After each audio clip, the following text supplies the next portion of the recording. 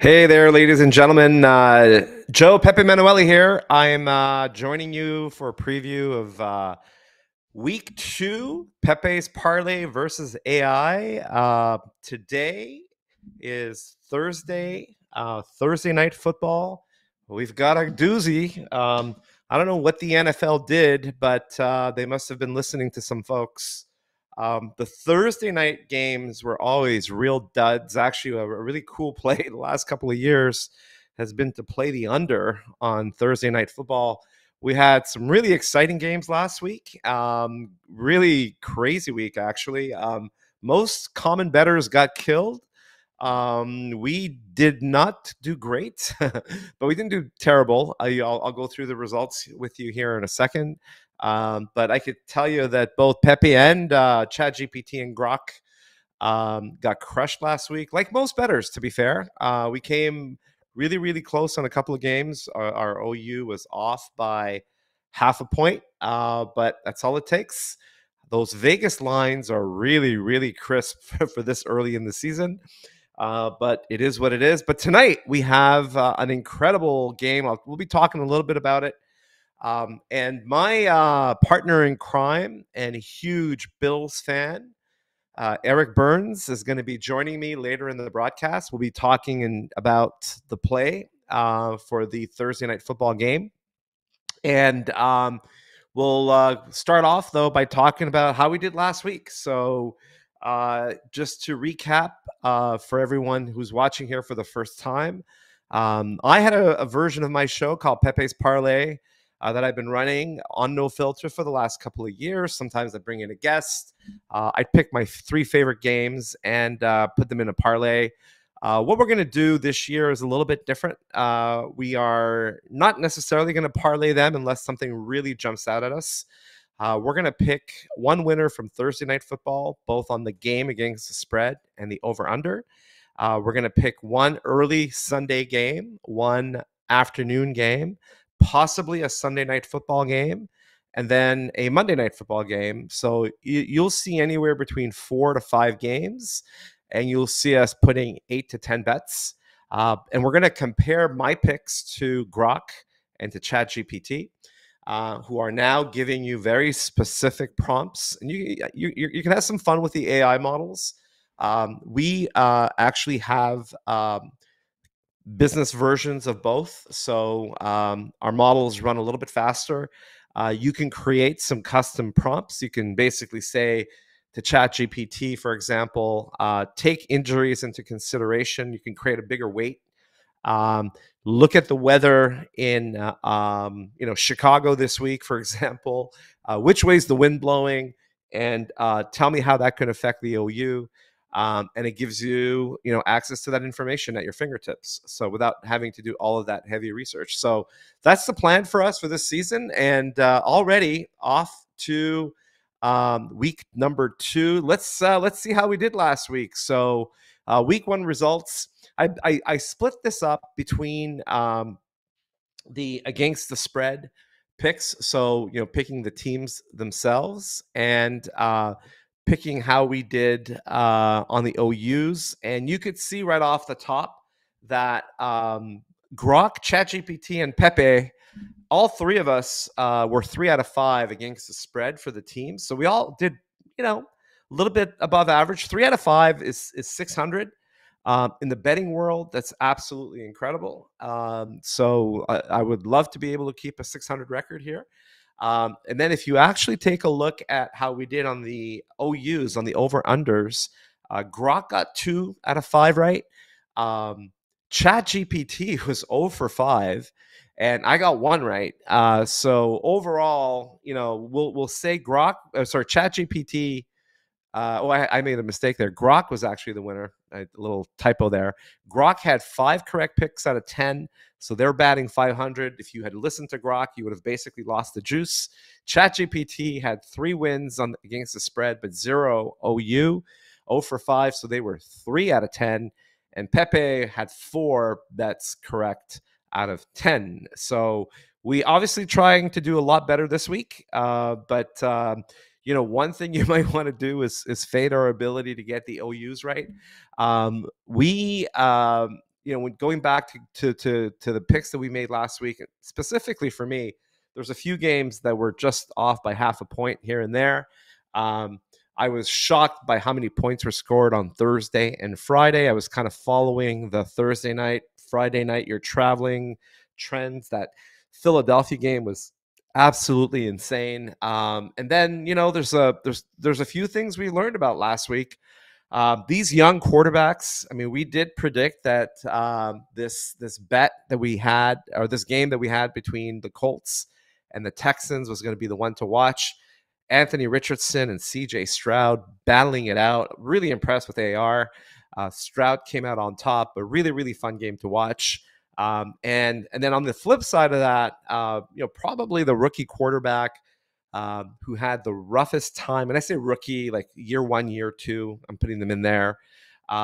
Caleb out in Chicago did okay, not great, less than 100-yard passing. But you could see the potential there. You could see that he's got the talent to turn things around. And then, you go to Tennessee and, unfortunately, they blew a huge lead. They were up by 17 at one time. That was a game that I ended up losing. I had the Titans, completely blew it. Probably one of the worst pick six that I've ever seen. So that being said, it's we turn the page. We go to week 2. Too early to overreact and to fade one team versus another, with the exception possibly of the New York Giants and the Carolina Panthers. I mean, how bad were the Panthers with Bryce Young? Obviously another young quarterback that, we expect a lot from, but that team around him is just horrible. But possibly the biggest disappointment would have to be the New York Giants. Is it too early to fade the Giants, to say, oh my God, this team is terrible? No, it's not. And I'll talk to you a little bit about that. But without further ado, let's talk a little bit about, the first game we have on slate. We have an absolutely thrilling matchup that will be played in Miami. I love it when people say Battle of South Beach. This is not anywhere near South Beach. Lived in Miami for 7 years. The Fins actually play about 45 minutes north of Miami itself. It's going to be a hot, humid day. The big theme for today is who's playing. So Mostert is out for the Miami Dolphins. A-Chain is battling some kind of high ankle sprain injury. He's a game time decision, although he's expected to play.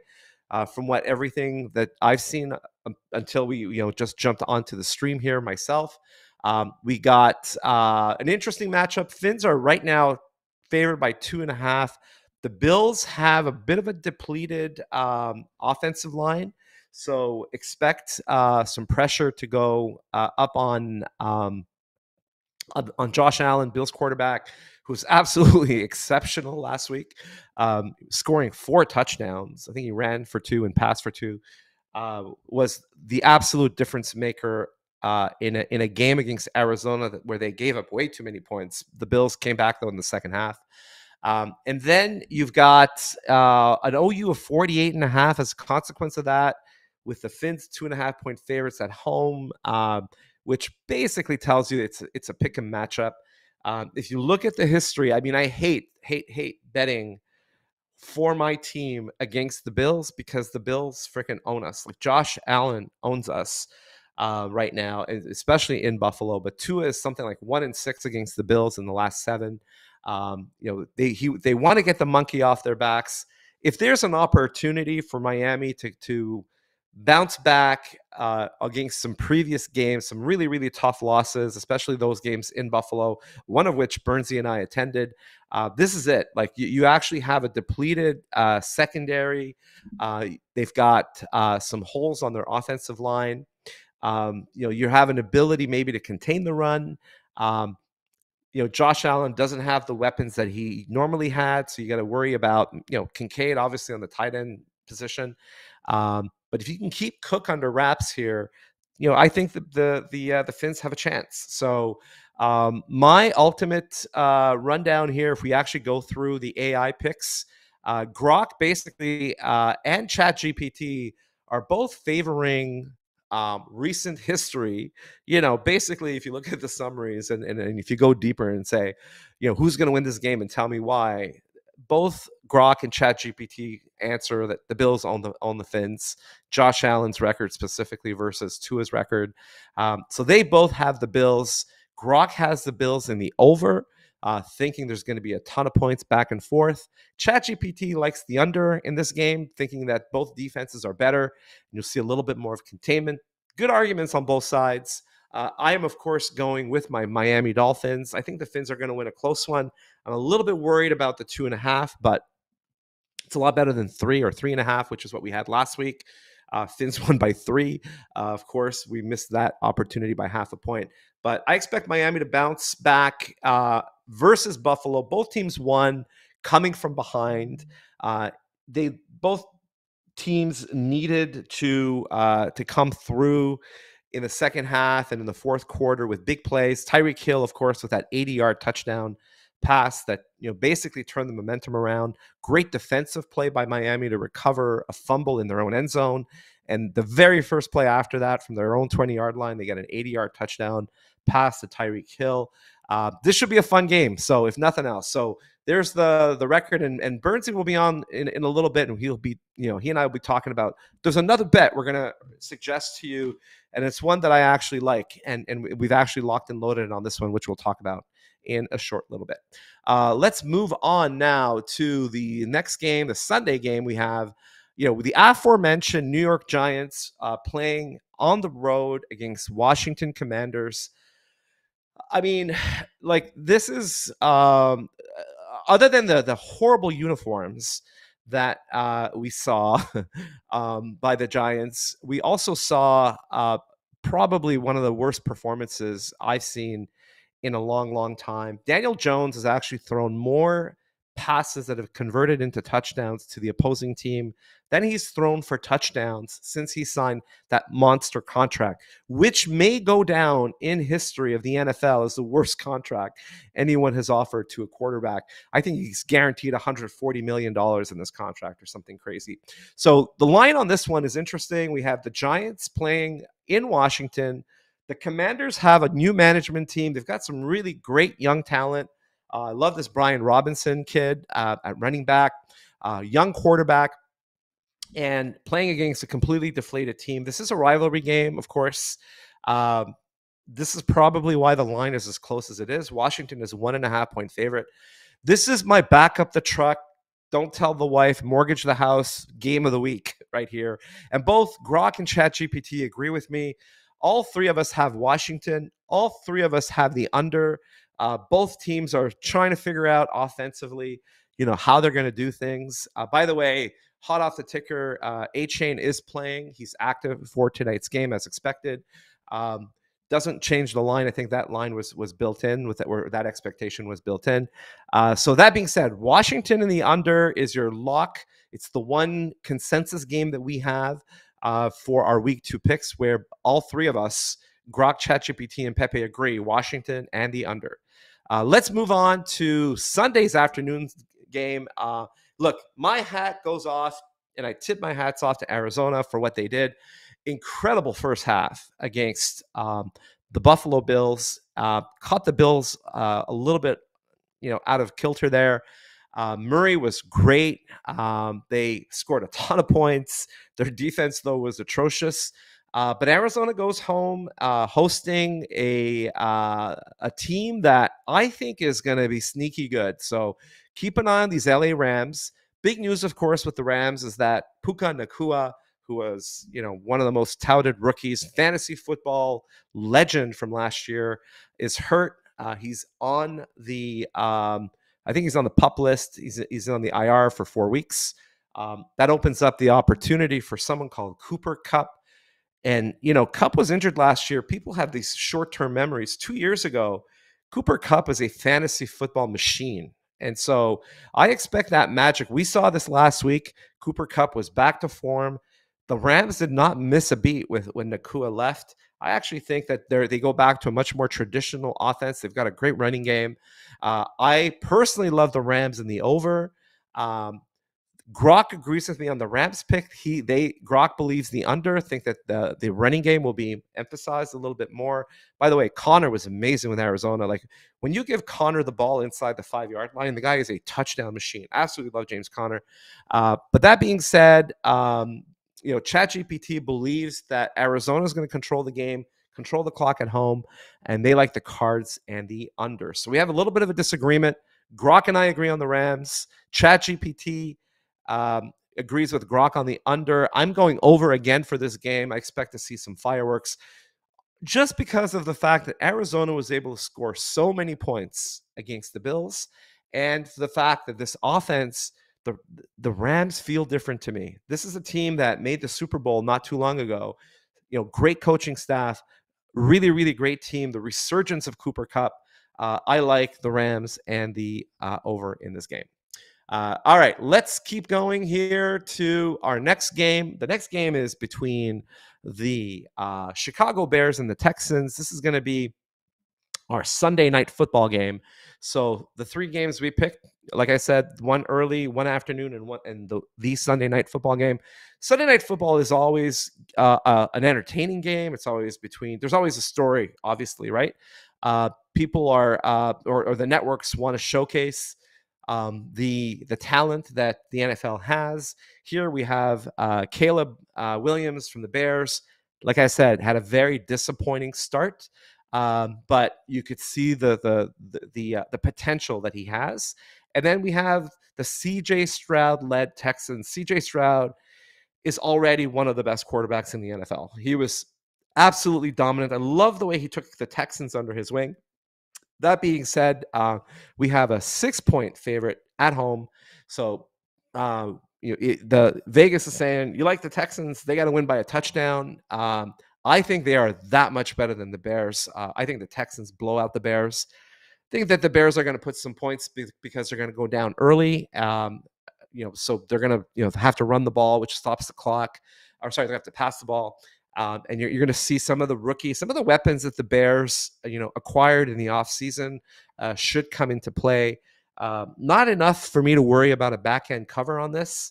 I still think the Texans are going to win easily, and I love the over. Grok and I agree on this one. So Grok also has the Texans and the over. ChatGPT thinks that the Bears are going to cover. They don't think they're going to win, right? I asked them for the actual final score. ChatGPT is saying Bears and the under. Now, if you think about this, how do the Bears beat the Texans or cover? The logic is okay. If you think the Bears are going to cover, you're saying that they're going to control the clock. Williams is going to be able to run the ball for some first downs. They're going to establish their running game. They're going to be able to move the ball a little bit and keep this game close. I just think the Texans are too strong. You watch the Texans become better and better as the season progresses. My personal opinion is that the Bears are going to be overmatched this early. The Bears will get better in the second half. Too many changes. The Texans made some great additions to their team. So, I think they're a dark horse in the AFC to dethrone Kansas City. I think they have all the pieces of the puzzle, but these are 2 easy W's for the Texans. I've got the Texans to cover in the over. And let's take a look finally at our last game that we're showcasing tonight. Of course, we're talking about the Atlanta Falcons versus the Eagles. So Monday Night Football, again, want to showcase 2 teams with tremendous talent. The biggest addition to Philly. They just keep getting stronger and stronger, but they just add enough components to their offense that they don't need to get drastically better, but they're just probably one of the most solid teams in the NFC. Probably the only team that has any chance at all to dethrone the 49ers as the champions of the NFC. In this matchup, what I'm going to take into consideration. So let's start off with Grok. Grok says, yeah, Monday Night Football, we love it. Fireworks. Eagles are going to score in front of their home crowd. and they're going to cover the 6.5, no problem with the over. If 6.5, if you're looking to cover and you need a whole touchdown, it makes sense. It's absolutely logical that you're going to go over. ChatGPT basically says both teams will open it up. Atlanta is going to put some points on the board on the road and will cover the 6.5. Both ChatGPT and Grok believe that the Eagles will win. However, ChatGPT believes that Atlanta will keep it close enough within the touchdown, but they like the over. And for me, I'm going to say, I'm not going to call out an actual upset here, but this is going to be close. And I'll tell you why. Philadelphia played their very first game of the season in Brazil. I don't know if people understand how far Brazil is. This is not like, the Eagles flying to London. Like, Eagles flying from Philadelphia to London is like the Eagles flying to the West Coast to play LA. It's a 6-hour flight. To fly to Brazil is a whole other scenario. You're in the air for 11, 12 hours. Once you land there, you get on a bus. It'll take you a couple hours to get to your hotel. They're secluded. They're out of their element, right? They finished the game on Friday of last week. They fly out Saturday. It's a whole travel day. Sunday's got to be a rest day. And then you got to get into your routine. The only thing that saves Philly in this particular instance is the fact that it's a Monday night game. And in this particular instance, they've got a pretty good situation. They've got an extra day to get ready, I guess. But they gave up a ton of yards against the run. And this is where I really love Bijan, and I love Atlanta's running game. I think they've got some weapons here to surprise. I'm not calling for an outright upset. I'm not going to moneyline Atlanta on this one, but I do believe Atlanta is going to keep it close, and I do believe that the under will prevail here. The only way Atlanta wins on the road against Philadelphia is if they keep the ball away from the Eagles. So I expect a battle. I expect them to run. I expect them to grind it out. And while the Eagles are great, they have some issues. They're going to have to fix some things. So that being said, I'm going to ping Burnsy, and let's see. Okay. And I'm going to go back and as we wait for Eric to look at this, I want to talk to you a little bit more about this fun game for tonight. So, if we go back and take a look at the Bills and the Fins, and this is Burnsy and I talked about this all the time. We talk about all our bets and the ones we like to target, the ones we like to focus on, if you will. The one thing about the Bills is that they do not lose by a lot. Like, they keep most of the losses, and like, if you go back over the last couple of years, they haven't lost a single game in double digits. When they do lose, they tend to lose close games, and they've definitely blown people out. So that's an important consideration. Burnsy, is that you, buddy? There he is. All right. Welcome to the show, Burnsy. Great timing. Can you hear me okay?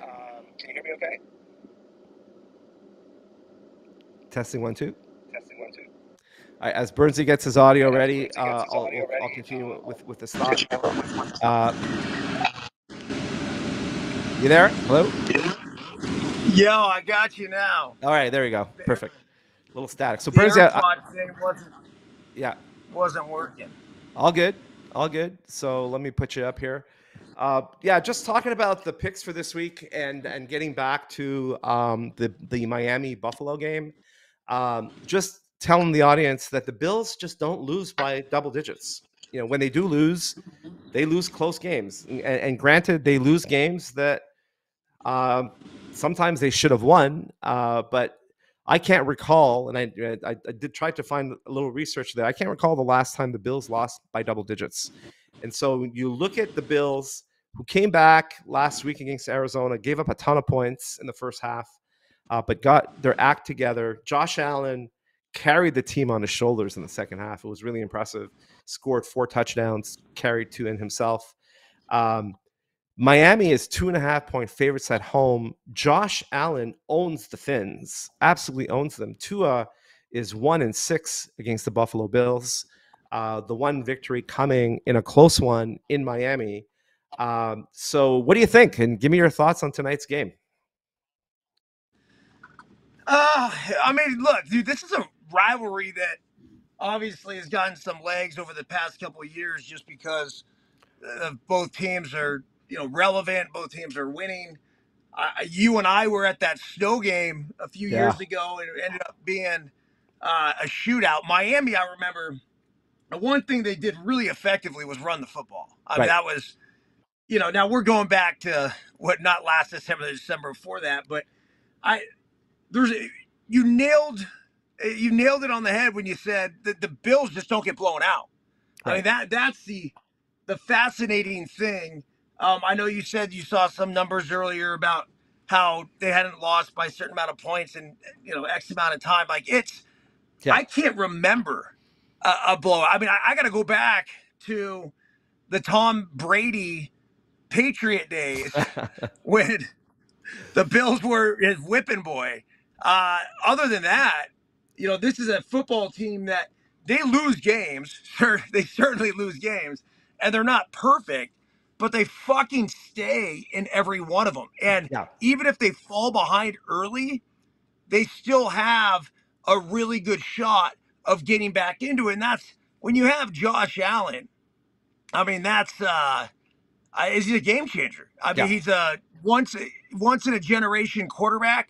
I say that in the sense that there's a lot of great quarterbacks around the league right now, but when you have somebody who can throw the football the way he's capable of throwing the football, who's as big as he is, and as mobile as he is, it's dangerous. And so he has a way too, and this in the big games, he's gonna fucking run. Right. He doesn't do it in every game, but in the big games, he's gonna fucking run. And I have a feeling tonight, this is a big game, and I won't be surprised to see him rack up some yards on the ground as well. Yeah, and I think if you look at the record, you talked about the running game. A-Chain, who is playing today, by the way, he's a game time decision. He's going to be in the game. He last time he played the Bills ran for 160 yards and 2 touchdowns.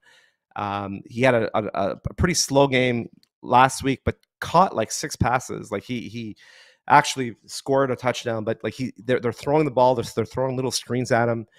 Buffalo has some injuries to contend with today, so that their starting cornerback is not there. Their offensive line is hurting. I don't think Miami's going to be able to get to Josh Allen, though. I mean, he's too good on that sense. But I think their cornerback not playing. Miami's got Hill and Waddle to throw the ball to, with A-Chain with those sneaky little screen passes. There's a lot of weapons there. This is one of the reasons I really like the over. Josh Allen is going to score points against this Miami defense. There's no doubt about that, right? The question is, I saw what Buffalo gave up against Arizona. Short week.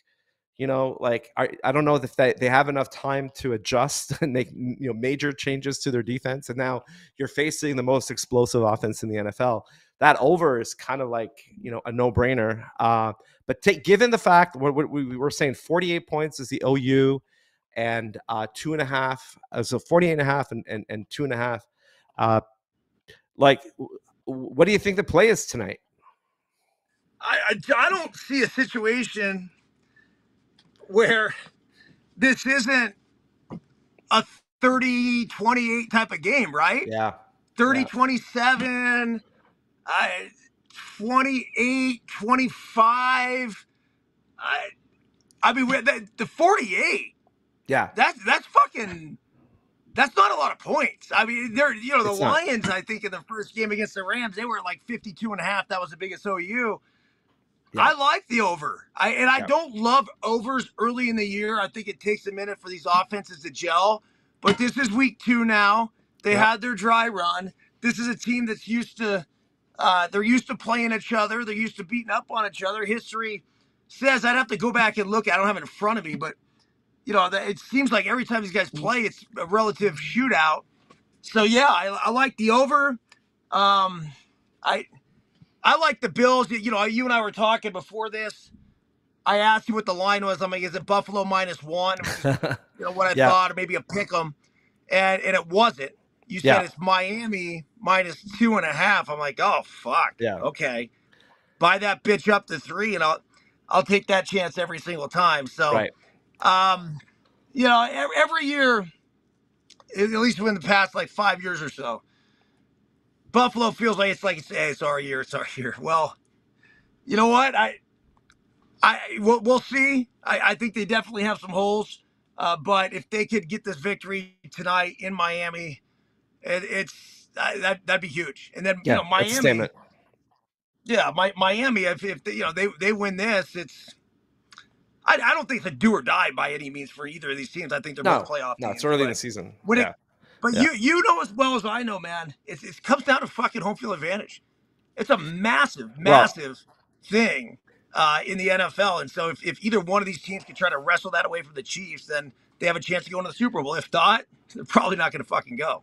well, what Miami discovered last year is they'd rather play in Miami in January than in Kansas City, where it was like minus 20 degrees or whatever it was, right? And in Buffalo, right? So the reason this matters probably more to Miami is they ain't winning in Buffalo, right? So you got to hope you split the season and you win at home because you have to win at home. If Miami loses, they got to go back into Buffalo. Like if let's say both teams win 10, 11 games, the tiebreaker is how you do against each other.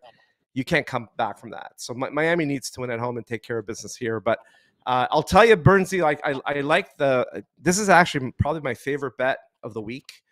My other bet of the week is the the pathetic Giants playing in Washington, minus 1.5, and both ChatGPT and Grok agreed with Pepe that we went with Washington in the under for our two picks. But the play here is to you said buy it up to 3, but if you play a 2-team teaser, we can get Buffalo at plus 8.5, Yeah. which is a no-brainer, and then over 42, and so that pays even money.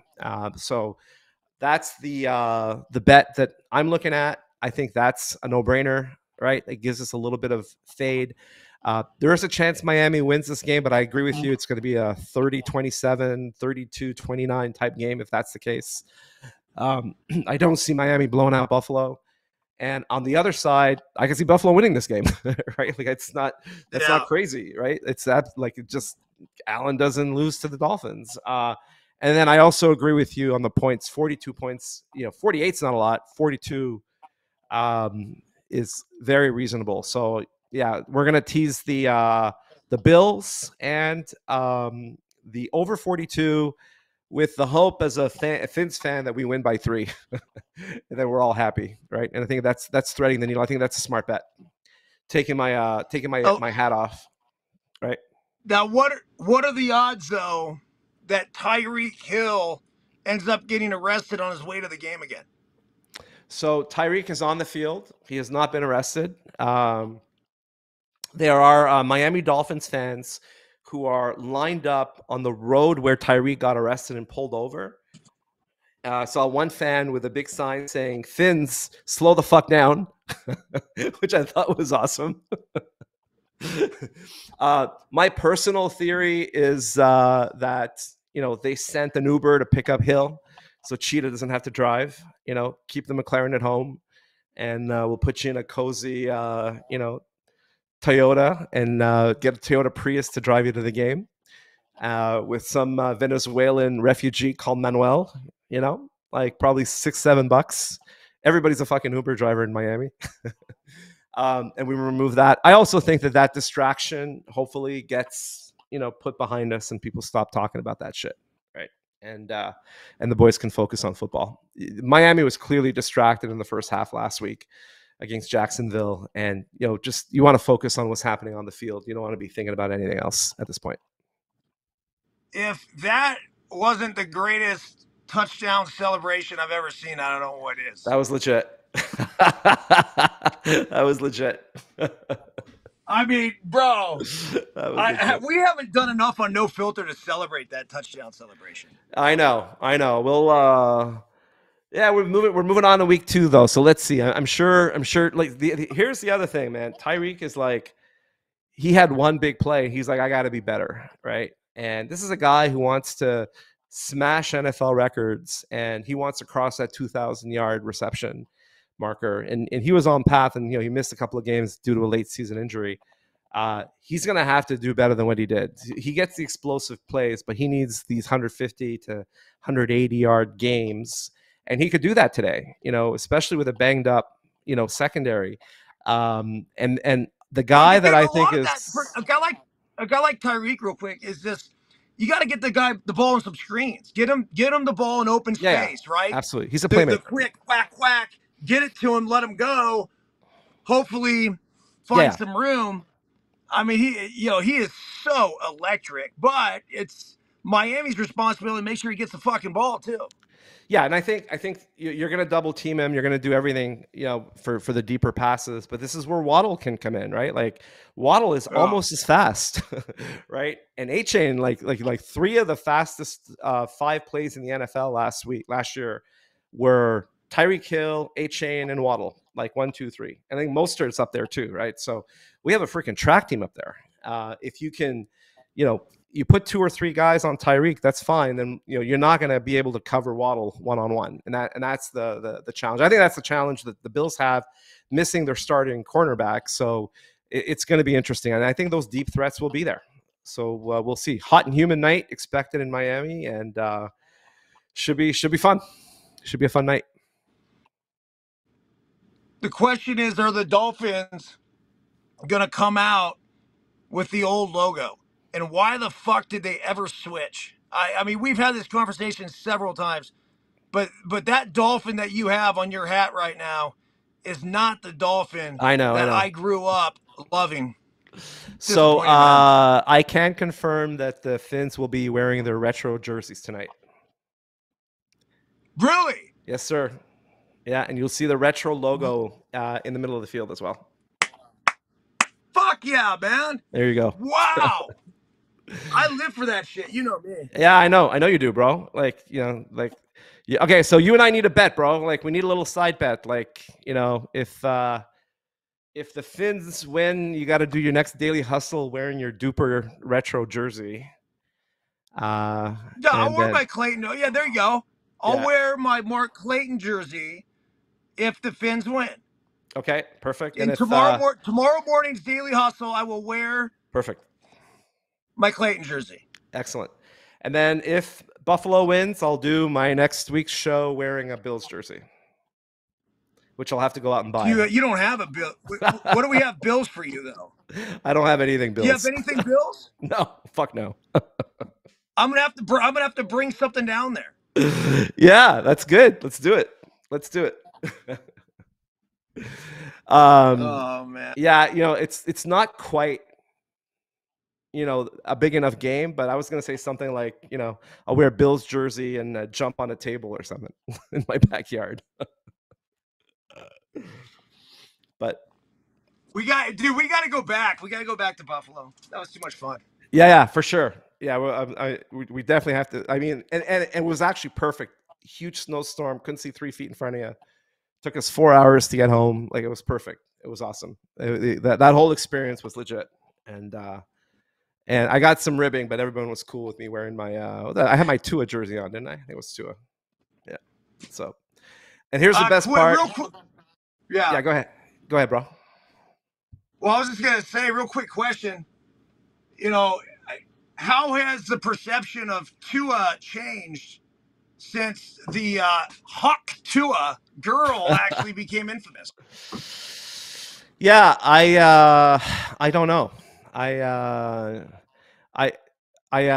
definitely going to be, I go to Vegas for Super Bowl weekend every year with, I've been doing it with the same group of guys for like 20 years now. And I am definitely going to add HOCK to my Tua jersey, as I'm going to be parading around the Cosmopolitan Hotel playing craps. It's definitely an opportunity I'm going to be jumping on. So it's too easy. Love Tua it, man. looked good. So let's clarify this though. Yeah. We are like just our gambling business perspective. We're going to take the Bills plus 8.5, Yes. and then over 42. Yes. All That's right. in. It's locked in. And then I'll have my Clayton jersey ready to go for tomorrow morning in case the Fins Perfect. pull this off. Perfect. And they just need to win by 1, right? But that's the best case scenario. We win our bet and the Fins win for me. For you. All right, bro. Thanks, man. Thanks for joining. All right, dude. I'm gonna go enjoy back to banging baseballs. All right, man. Yeah, we're at the batting cage here. I love it. Love it. Say hi to Biscuit. Tell him All to right, keep hustling. go Bills. Circle the wagons, baby. Fins up. All right, guys. Thanks again for joining Pepe versus AI. We'll see how we do next week. Bet responsibly, and don't forget to back up the truck. Don't tell the wife. Bet of the week: the Washington Commanders to destroy the New York Giants on Sunday afternoon. We'll catch you next week. Go Fins!